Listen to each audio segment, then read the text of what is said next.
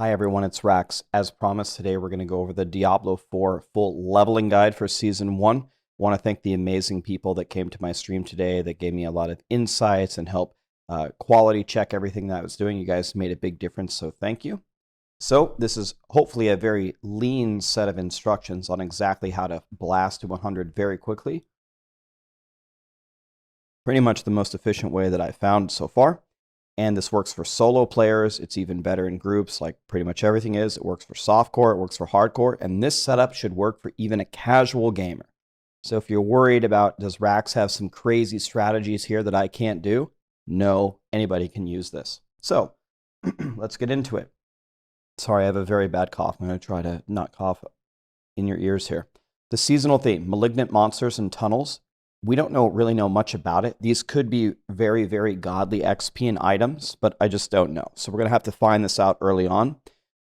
So this strategy is not going to use any of that in case it's very bad. Another thing about Diablo 4 is there's a seasonal journey. You do objectives, there's chapters, and you get rewards. It might be very valuable for you to do some of these objectives and not do exactly what I'm telling you. So that's something we're going to have to monitor. Another thing is we might get an XP boost for completing the renown in the beginning. People are theorizing that we might start at level 7 when you claim your renown at the start. I'm not sure how Blizzard's going to handle that. Keep in mind, maybe we're going to get an XP boost right at the beginning. Always upgrade your potion when it becomes available, and in this guide, teal is a link, green is good, red is bad, purple is an item, and blue is a side quest. Okay, so first thing. Go to Maxroll, pick a leveling build. We'll have a tier list for you. Pick the build that you want. Next, you need to log onto your main character, like on non-season, that has the most progress. Like it has the most map and has the most altars. And that will populate to all the characters on your account and onto your new seasonal character. If you're watching this video, and this is going to be the first time you're going to play D4, you're going to play in Season 1, you're going to have a little bit of a disadvantage. Other people are going to have the map uncovered and the altars. You're just going to have to uncover the map and click the altars as you go. Not the biggest deal in the world, but it'll matter a little bit. So you're going to make a brand new seasonal character on World Tier 1. We never level on World Tier 2 unless you're a very, very efficient group. World Tier 1 is always better, at least with the current iteration of the game. And we're going to skip the campaign. Hit tab, we're going to claim all of your renown, you're going to get the skill points, you're going to be level 2 in all 5 regions, going to get a skill point, and you're going to get, I think, a potion charge, and we're going to have to work toward getting to level 3 to get the second skill point. Then probably the last 2 levels of renown are probably not worth it unless you are taking a much slower approach. Then you can pick up the rest of the level 4s and the level 5s later for the Paragon points, but that won't be until World Tier 4. Let me mute here for 1 second. All right, there we go. So we go to Kmart, Kiovashad, I call it Kmart. We go to Kmart, walk straight up, do the Raising Spirits quest, because it's going to give you an herb cache. The herb cache is going to give you flowers that you need to make potions later, so it's literally a 2-second quest, so you might as well do it. Then we're going to go northwest out of Kmart, and we're going to follow this lovely map.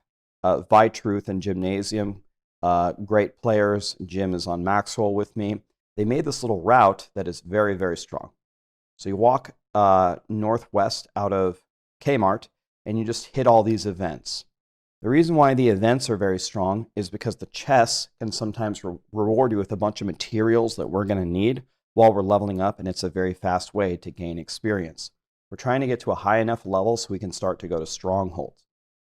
And the minimum level for that is 15. So we're going to do these events. Then we're going to go to the second route. We're going to start here. We get all the capital city waypoints. We're going to go like this. Here we go. At 10, if you're a rogue, you'll go for this path to 13. If you're not a rogue, you'll just go over here to 11. And then you're going to farm that dungeon until you're 15. Okay, so 2 paths. Continue if you're a rogue. Go here at 10, which is the T for TP, if you're not a rogue. It's just a very nice way to get the events and get a lot of materials that we need and get some early XP. Now, on the way to 15, if there's a dungeon that has a power that you really need for your build, go do that dungeon. Or if it's too high of a level for you to do, some of them are like required level 45 or something, or recommended level 45, You might have to go get it later, but keep that in mind. Whenever you can go get an important power that you need in the codex to imprint on your gear, you need to go do that, and you're going to need to throw that on a yellow amulet. So at 15, you can do your class quest. I think it's for every single class except Necros. Necros do theirs at 25 instead. By the way, everything in teal is a link, so to go ahead and click it. Here's all the leveling builds on Maxroll. Here's the tier list. Here's the 2 images of the map route. And here are all the specialization guides. If you don't know how to do them, maybe you're playing a class you've never played before, this will teach you how to do it very easily. Now we get to the strongholds. So the first 2 we're going to do are in Fractured Peaks. So for Fractured Peaks, the first 2 in the right side, which is Malnock, and the left side, which is Nostrava, you're just going to run them once and complete them. You're going to kill the boss and ring the bell because we want the extra XP. We're just trying to get to level 17. Also, when we do these 2 strongholds, you will have level 3 for Fractured Peaks. So Fractured Peaks will be done for the purposes of running to level 100. Next, we're going to go to Onyx Watchtower. Now, Onyx Watchtower is pretty godly for XP, and it's the greatest ever for drops. So not only are you going to get a ton of XP, but you're going to get probably the most yellows and legendaries you're going to get doing just about anything at low level. Unless Blizzard nerfs it, which they might.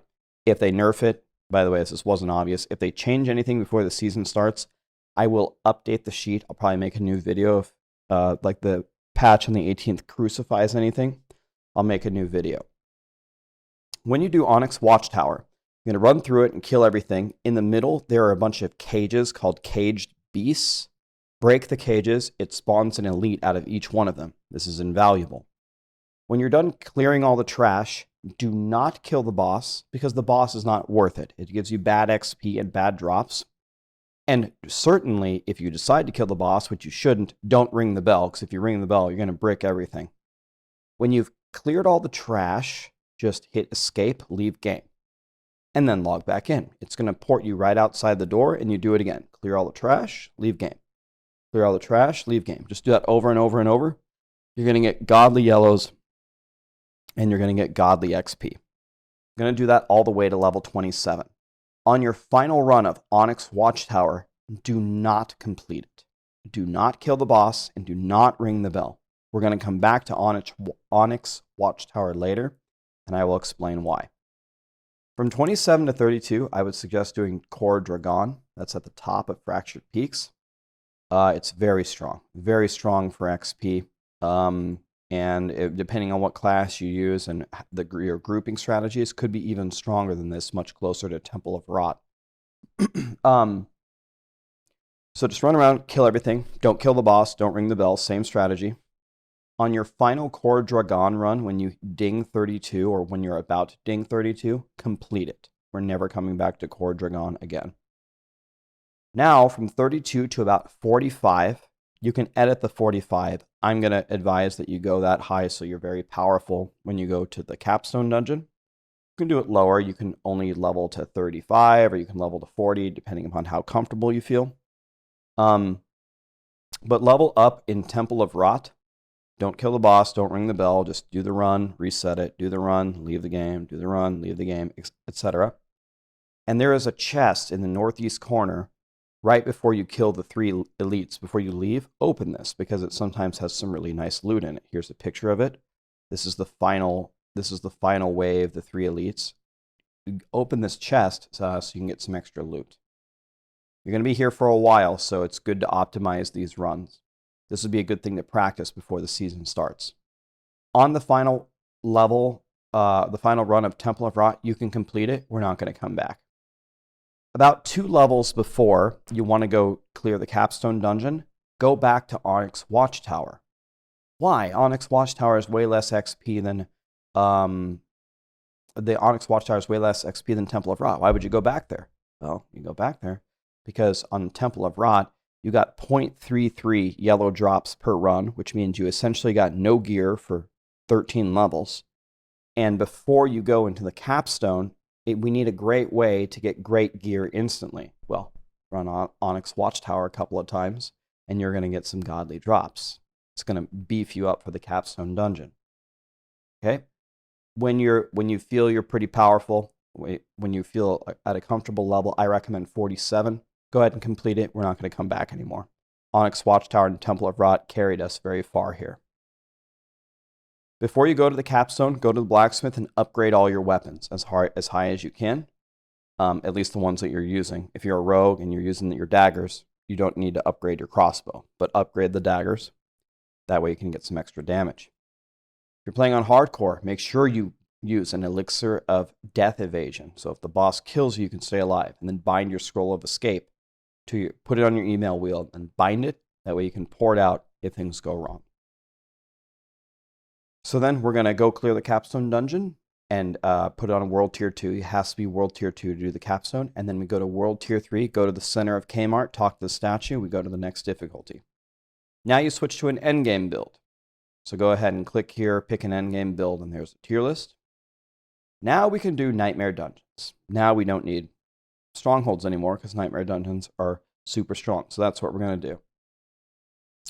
First thing is, if you have a turn in for Grim Favors, go to the Tree of Whispers and turn it in. It's going to give you a nightmare dungeon key. Then you can start running nightmare dungeons. We want to do the nightmare dungeon quests at the occultist on the left side of Kmart because that's going to let you craft your sigils later on. Now you could think about doing the renown in the other zones as you're doing the nightmare dungeons, because when you plug the key, remember, it ports you to the nightmare dungeon. So you're going to be teleporting all around the world. You can run around now and pick up a bunch of waypoints and pump up the renown that you need in some of the other zones in order to get them all to level 3 to get the extra skill points. I will make a tab called the Season 1 Nightmare Dungeon tier list. This one is likely going to be obsoleted because they're going to rotate them out and bring in completely new dungeons. I will try my best to run the data, and I will have the tab here by the time you reach Nightmare Dungeons, and then you'll know what are the good ones to run. So you'll run all S's, A's, and B's pretty much always. C's are a question mark, and you're going to want to salvage all the D keys. They're just bad. Another thing that you can salvage is any affixes that you hate. Resource burn, cold enchanted, crit resist, backstab, Pikachu. That's what I call it. It's actually called lightning sword, but a much better name for it is Pikachu. The one where it zaps you. And suppressor. So, another thing is pay attention to the seasonal theme. It might be very important to run malignant tunnels. It might be very important to go find the caged heart that you want. Pay attention to that. It might be critical. And you don't have to kill every monster in Nightmare Dungeons. If the quest literally says, kill every monster, okay, then you have to kill every monster. But otherwise, you should be focusing on elites, big packs of dense trash, and just the objectives in the dungeon itself. Don't kill every little fallen everywhere. That's not efficient. Okay, so now, when you're in World Tier 3, make sure you run a couple of Hell Tides. Because Hell Tides are the only way you get Forgotten Souls. If you don't have Forgotten Souls, you can't make your gear proper at all for World Tier 4. You don't know how to do the proper mysterious chest strategy to get the most amount out of Hell Tide. Watch this video. It's not that long. I'll teach you exactly how to do it. And Maxroll has a brand new map tool, and it's godly. So here you are. Whenever Hell Tide spawns, it's going to show you exactly the red area. And it's going to show you where the mystery chests are, and they're even highlighted for you. It's super easy. You think the map is too cluttered? No problem. Hide all and just show me the Helltide chests. How beautiful is that? There's no voting. It just automatically finds it for you. You can do crazy things with this map tool. For example, let's say I'm a rogue and I'm reading a guide, and it says, I need the Blade Dancers aspect for my Twisting Blades build. Okay. Well, I type Blade Dancer. Don't have to get it right. Blade Dan. Can't possibly make it any easier on you. It highlighted it, it zoomed in on it, and it made it bright, and everything else is dull. Shows you exactly where to go. Okay? So there's a lot of amazing features of this map, and we hope that it's really going to help you. This is on Maxroll, just Maxroll D4 and the World Map tool. We are constantly innovating on it, and we're going to make it even better. Whenever world bosses spawn, go kill them for shattering prisms, and just because it's fun to kill them. Then at 67, or whatever level you feel comfortable with, go clear the capstone dungeon. By the way, you might be wondering, why did I pick 67 here and 47 here? The reason why is because that's 3 levels below the monster level that's in those capstone dungeons. And you might be wondering, why did I pick all of these weird levels like 15 and 17 and 32 and 45? The entire idea is to move to the next best thing when you're 3 levels below it for the XP multiplier. Okay, so that's the idea there. So at 67 or earlier, if you think you can do it earlier, go to the second capstone and go to World Tier 4. Remember to upgrade your weapons, your armor, and your jewelry before you go into that dungeon. Use the Elixir of Death, the Scroll of Escape, the Key Binding, the same thing. Next, from 68 to 100, or whatever level you are to 100, we're going to clear Nightmare Dungeons using the same hints as above. Use the tier list, salvage the D keys, salvage everything that has a very bad affix, and just blast them over and over and over. Blizzard buff the XP, that's how you're going to get it. Make sure that you craft your highest level gems at level 70. It's going to be a big power increase. Make sure you run Helltide for Forgotten Souls, upgrade your gear, re-roll your gear, stuff like that. Should probably add a line in here. Re-roll your Ancestral World Tier 4 gear. Let's put re-roll and upgrade.